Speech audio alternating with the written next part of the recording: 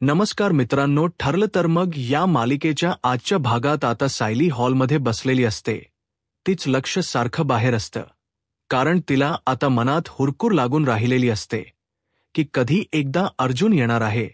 ती हार बनवत असताना सुद्धा तिचं लक्ष नसतं आणि या सगळ्या गोष्टीकडे खरं तर एकदम बारकाई विमल पाहत असते. विमल तिला विचारते की सायली ताई, काय झालं आहे कामात? तुमचं लक्ष नाहीये का? काही बिनसलं का? तुमचं सांगा ना, काय झालं आहे नेमकं?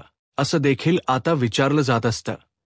मग आता कल्पनाला सुद्धा कळत असतं की काहीतरी नक्कीच गडबडीत आहे. कल्पना तिला विचारते की काय झालं आहे सांग ना. पण आता कल्पनाला ती म्हणत असते की बघा ना हो आई, हे सकाळी लवकर बाहेर पडले आहेत आणि हे अजूनही आलेले नाहीयेत. मला बोलून गेले की काहीतरी झालंय, कामात आहे, मी पटकन जाऊन येतो. नाश्ताही केलेला नाहीये त्यांनी. मला ना आता खूपच काळजी वाटते हो. असं का करतात तो हे प्रत्येक वेळेला? यांनी असं नाही करायला पाहिजे होतं ना. त्यांनी जरा तरी समजून घ्यायला पाहिजे होतं की मी का सगळ्यासाठी बोलते, का हे सगळं हे करते. पण नाही, त्यांना तर माझं ऐकूनच घ्यायचं नाहीये असं देखील आता ती म्हणत असते. तेवढ्यातच ना दारावर आता अर्जुन येऊन उभा राहिलेला असतो आणि जेव्हा आता अर्जुन येतो तेव्हा मात्र आता तो बघू लागतो आणि त्याच वेळेला सायली धावतच दरवाजावर जाते आणि अर्जुनला प्रश्नांचा भडीमार करून भंडावून सोडते. अर्जुन म्हणत असतो की बायको बायको शांत हो, ऐक तरी माझं. पण आता ती म्हणते की तुम्ही एकही शब्द मला सांगू नका, मला माहिती आहे ना तुम्ही काय करताय ते. मी म्हणा मगासपासून विचार करते की तुम्ही अजून आलात कसे नाही. पण आता बघितलंत ना, आता मी तुम्हाला कुठेही बाहेर जाऊ देणार नाहीये. सायलीची बडबड काही थांबत नसते. शेवटी अर्जुन आहे ना. आता सायलीच्या आता मुद्दामून तोंडालाच हात धरतो आणि तो आता तिला म्हणू लागतो की काय बोलतेस बायको, हे बस कर ग बायको, नको इतकी बडबड करूस. असं देखील बोलून आता तो तिला शांत करायचा प्रयत्न करतो. पण त्याच वेळेला मात्र आता अर्जुन म्हणत असतो की अगं बायको, मी काय म्हणतोय ऐकून तरी घे. तर सायली म्हणत असते की तुम्ही मला ना काही सांगू नका, मला तुमची सगळी नाटक माहिती आहेत. मला आता तुमचं काही पण ऐकायचं नाहीये असं देखील आता तिने म्हटलेलं असतं. मग काय अर्जुन म्हणतो की मी ना तुझ यासाठी सरप्राईज आणायला गेलो होतो. तर सायली अर्जुनला म्हणते काय आता पुन्हा नवीन ड्रेस आणला आहेत का? असं बोलल्यानंतर अर्जुन म्हणतो की नाही, बघ माझ्याकडे काय सरप्राईज आहे ते. तू ज्या क्षणाची वाट बघत होतीस ना, तो क्षण तुझ्या जवळ आलेला आहे. म्हणत असते की तुम्ही काय म्हणताय, मला नकोय तुमचं सरप्राईज. मला माहिती आहे आता तुम्हाला कळले की मी तुमच्यावर रागवली आहे म्हणून तुम्ही मला सरप्राईज देताय. पण आता अर्जुन सायलीला म्हणतो अगं बघ तरी कोण आला आहे. मग काय कल्पना आणि प्रताप जागेवरून लगेच उठतात आणि इकडे तिकडे पाहू लागतात की नेमकं कोण आलं आहे ते. पण त्याच वेळेला मात्र आता त्यांच्या लक्षात येतं की दारावर कोणीतरी आलेलं आहे. मग काय दारावर जाऊन ते इकडे तिकडे पाहत असतात तर दोघही जणच म्हणजे आता मैनावती आणि सदाशिव लोखंडे सुभेदारांच्या दारावर उभे असतात आणि ते घर ते एकटक पाहत असतात. त्या घराकडे बघून आता मैनावती म्हणत असते की आज ना बघा ना, किती चांगला दिवस आहे आपल्या नशिबातला. म्हणजे तुम्हीही बघताय ना आज किती चांगलं झालेलं आहे. एवढ्या मोठ्या महालात आपल्याला आणले, पण हे महाल नक्की आहे तरी कोणाचं हे? तर मी फक्त त्या टीव्ही सिरियलमध्येच पाहिलं होतं असं मैनावती बोलते. तर दुसरीकडे मात्र आता सायलीला अर्जुन म्हणत असतो की सायली, हेच तुझ्यासाठी सरप्राईज आहे. कल्पना आता अर्जुनला म्हणते अरे पण कोण आहेत हे तरी सांग ना, म्हणजे धड आम्हाला कळेल ना. त्यावर मात्र आता हे ना सायलीचे आई बाबा आहेत असं देखील अर्जुन आता बोलू लागतो. इकडे मात्र महिलावती आणि सदाशिव लोखंडे यांची कुजबूज सुरू असते. त्यांना कळतच नसतं की हे सगळं नेमकं काय चाललंय, कारण अर्जुनने त्यांना काही देखील सांगून न आणलेलं असतं. डायरेक्टली त्यांना इथे आल्यामुळे त्यांनाही प्रश्न पडलेला असतो की हे माणूस कोण आणि हे घर कोणाचं. पण दुसरीकडे मात्र आता सायली अर्जुनला म्हणते की अर्जुन सर उगाच आहे ना, मस्करी करू नका, मला माहिती आहे तुम्ही माझी मस्करी करताय ना. अर्जुन म्हणतो सायलीला, सायली, अशा बाबतीत मी मस्करी तुझी कशी करू शकतो नाही. मी मस्करी नाही करत, मी तुला खरंच सांगतोय, मी तुला बोलतोय ना. तर आता सगळे सुभेदार कुटुंब दाराकडे बघत असतात. तेवढ्यातच प्रिया देखील हॉलमध्ये आलेली असते. प्रिया विचार करते की या सुभेदारांना झाले काय एवढं स्तब्ध होऊन का बघतायत. तर आता जेव्हा ती सुद्धा पुढे येऊन पाहते तेव्हा तिच्या लक्षात येतं की इथे तर तिचे खरे आई बाबा आलेले आहेत. आणि जेव्हा ती तिच्या ख्या आई बाबांना पाहते तेव्हा तर ती चक्रावून जाते. ती विचार करते की मी तर ह्यांच्यापासून या अर्जुनला लांब ठेवलं होतं, तरी सुद्धा अर्जुन त्यांना घेऊन कसा काय आला, हा मोठा विचार त्यांना पडलेला असतो. दुसरीकडे मात्र आता मैनावती आणि सदाशिव लोखंडे म्हणत असतात की हे सगळं काय चालू आहे. म्हणजेच अर्जुन त्यांना म्हणतो की तुम्ही बाहेर उभे का आहात, तुम्ही आतमध्ये या, तुमच्याच हक्काचं घर आहे. असं म्हटल्यावर मैनावती म्हणते आमच्या हक्काचं घर, आमचं घर कसं असू शकतं. त्यावर मैनावतीला आता सांगण्यात येतं की तुमच्या मुलीचं हे घर आहे म्हटल, यावर तुमचंही घर असणारच की. आणि असं बोलूनच आता त्या घराची व्याख्या म्हणजेच काय, तर हे तुमच्या मुलीचं घर आहे. तुमच्या समोर जी मुलगी उभी आहे ना, ती तुमचीच आहे असं देखील आता म्हटलं गेलेलं असतं. मग काय, या सगळ्या गोष्टी जेव्हा तर त्यांना समजतात तेव्हा मात्र खूप मोठा धक्का जो आहे तो सायलीला सुद्धा बसलेला असतो. कारण सायली जी आहे ती आता विचार करते की हे सगळं काय आहे, म्हणजे याचा तिनं कधीही विचारही केला नव्हता. हा प्रसंग आता समोर घडून आलेला असतो. आणि जेव्हा सायली हे सगळं पाहते तेव्हा सायली चकित होते. अदितीला असं वाटतं की अर्जुन तिची मस्करी करतोय, पण अर्जुन सायलीला म्हणतो की मी अशा बाबतीत तुझी मस्करी कशी करू शकतो सायली, तू एवढंही समजून घेऊ शकत नाही का. खरंच हेच तुझे आई बाबा आहेत. आणि त्याच वेळेला आता सायलीच्या हातात ते फुलांच ताट असतं. सायलीच्या हातातलं ते फुलांच ताट सायलीच्या हातातून खाली पडतं. कारण सायलीला हा खूप मोठा धक्का बसलेला असतो. खरंच तिचे आई बाबा समोर आहेत यावर तिचा विश्वासही बसत नसतो. तिला तिचं कळत नसतं की खरंच हे सत्य आहे का. तर दुसरीकडे मात्र आता जे सदाशिव लोखंडे आहेत ते सुद्धा एकटक सायलीकडे पाहत असतात. त्यांनाही कळत नसतं की खरंच हे अर्जुन सुभेदार काय बोलत आहेत, जे काही बोलत आहेत ते खरं आहे का, असा विचारच आता ते सुद्धा करत असतात. पण दुसरीकडे मात्र आता अर्जुनला प्रताप विचारतात की तू ह्यांना कसं शोधून आणलंस, म्हणजे तुला कसं कळलं की हे सायलीचे आई बाबा आहेत. ते त्यावर प्रताप यांना अर्जुन सांगतो की अगं आई, मी तुला म्हटलं होतं बघ, मी सायलीचा ड्रेस शिवायला दिला होता, ते ह्यांच्याकडेच, म्हणजेच ह्यांचा टेलरिंगचं दुकान आहे. आणि मी जेव्हा त्यांच्या घरी गेलो होतो ना, तेव्हा मी तो फोटो पाहिला आणि भिंतीवर लावलेला फोटो आणि सायलीचा लहानपणीचा फोटो एकदमच मिळता जुळता झाला.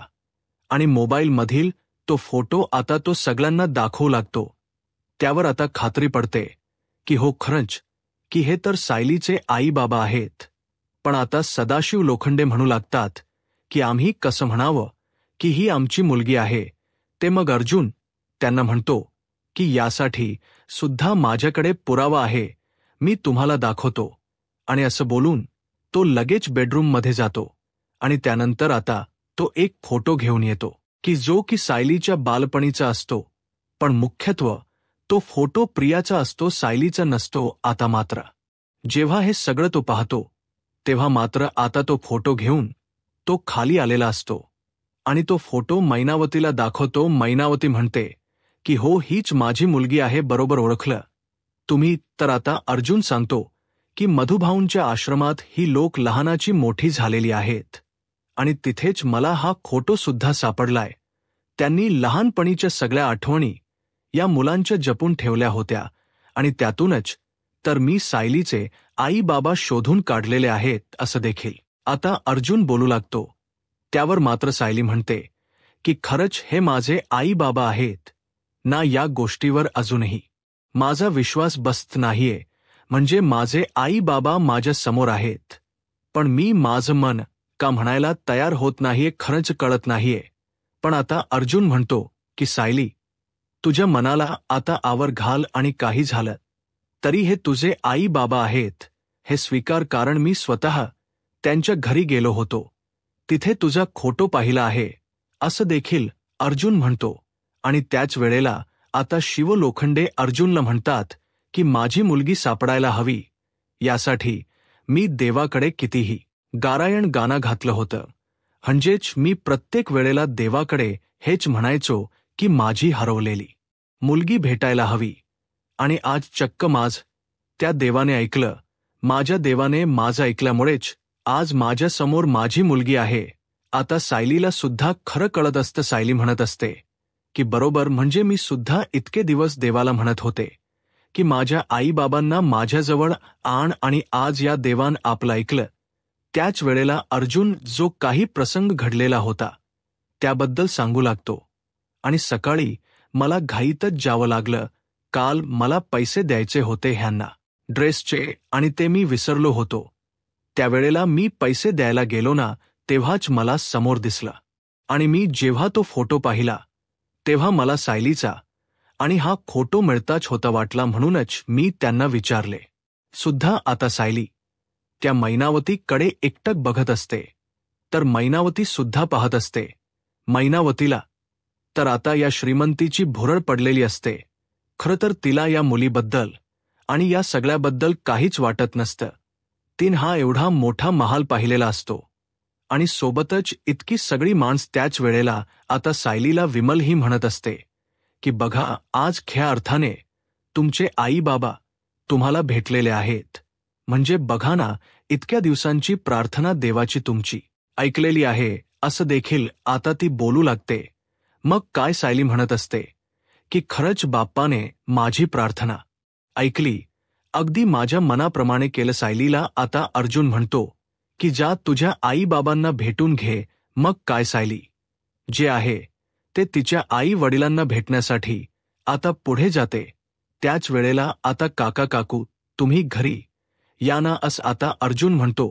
त्याच वेळेला आता अर्जुनला लगेचच सदाशिव लोखंडे म्हणू लागतात की तुम्ही प्लीज आम्हाला आता काका काकू म्हणू नका, तुम्ही डायरेक्टली मला हाक मारलीत ना तरीही मला चालेल, म्हणजेच तुम्ही डायरेक्ट मला आता आई बाबा असं म्हणा, असं देखील आता म्हटलं गेलेलं असतं. मग काय अर्जुनही आता त्यांना आई बाबा भेटाय बोलायला तयार होतो. अर्जुन आता सायलीला म्हणत असतो की सायली जा तुझ्या आई बापांना भेट. मग काय आता सायली हळूवारपणे पुढे येते आणि सायली आता आपल्या आई बाबांना भेटत असते. म्हणजेच काय तर ती आता एकटक त्यांच्याकडे पाहू लागते. आणि त्याच वेळेला खरंच हे आपले आई बाबा आहे या गोष्टीवर कुठेतरी आता तिला खात्री पडलेली असते. आणि ती आता एकटक त्यांच्याकडे पाहते. आणि त्याच वेळेला आता मैनावतीला मात्र आता या घरात हे पैसे आणि आपली मुलगी इतक्या चांगल्या घरात सून म्हणून गेलेली आहे, हे आपलं आता भाग्यच म्हणायचं, असाच विचार ती करत असते. आणि त्याच वेळेला इथे जी प्रिया आहे ना, ती मात्र पुरती घाबरून गेलेली असते. तिलाही कळत नसतं की हे सगळं काय होऊन बसलेलं आहे. पण आता सायली तिच्या आई बाबांना जाऊन तिथे कडकडून मिठी मारते आणि म्हणत असते की आई, तू इतक्या दिवसानंतर मला भेटलीस. खरंच ना, मला तुझ्या भेटण्याची खूप जास्त उत्सुकता होती आणि फायनली आज मला तू भेटली आहेस, असं देखील आता म्हटलं जात असतं.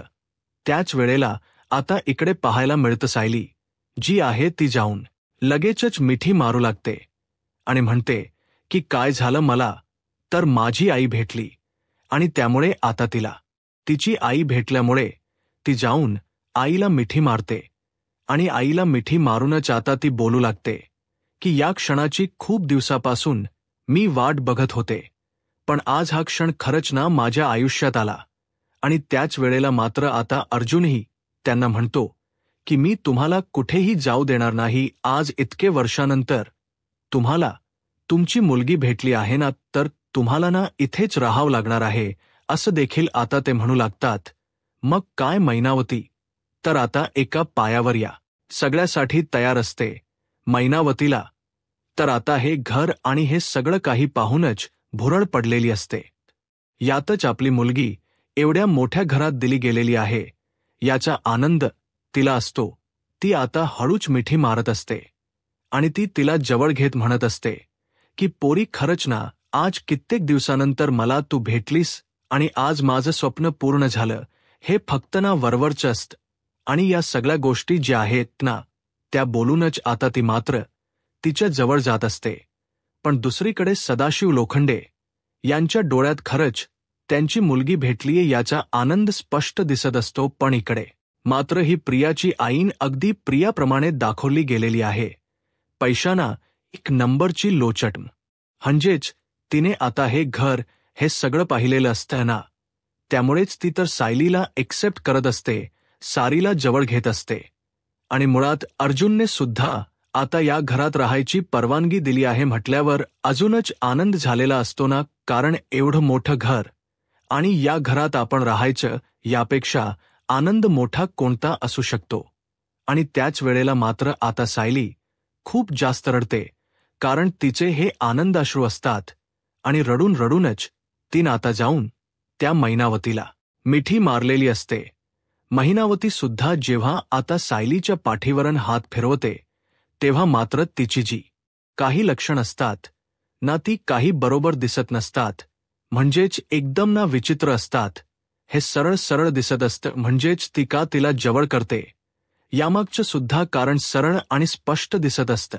आणि त्यामुळेच ना आता अर्जुनही त्याला वाटत नसतं की हे सगळं काही होतंय, पण त्याला ना आता सायलीला आणि त्याचसोबत इकडे मात्र मैनावतीला जवळ आणल्याचा आनंद झालेला असतो. सायली आता मायेनंच आता तिला मिठी मारते, पण तिच्या डोळ्यातले अश्रू म्हणजेच मैनावतीच्या डोळ्यातले अश्रू हे खोटे असतात.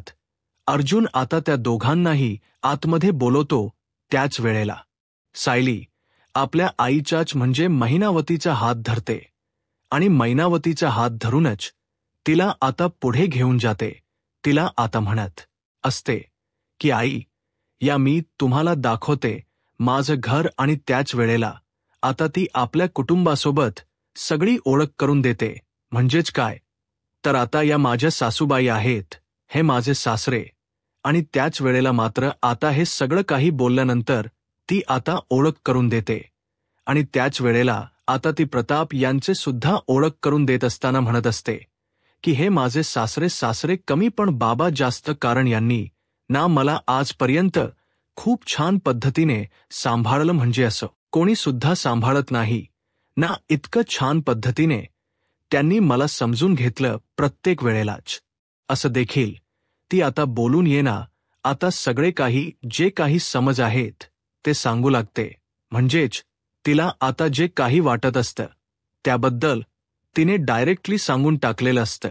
आणि हे सगळं बघूनच ना खूप जास्त आनंद जो काही आहे ते खरंतर सदाशिव लोखंडे यांना झालेला असतो. म्हणजे सदाशिव लोखंडे जे आहेत ना त्यांनी तर सायलीला आपलंच केलेलं असतं. पण या मैनावतीची नजर ना अख्ख्या घरभर गरगरा फिरत असते.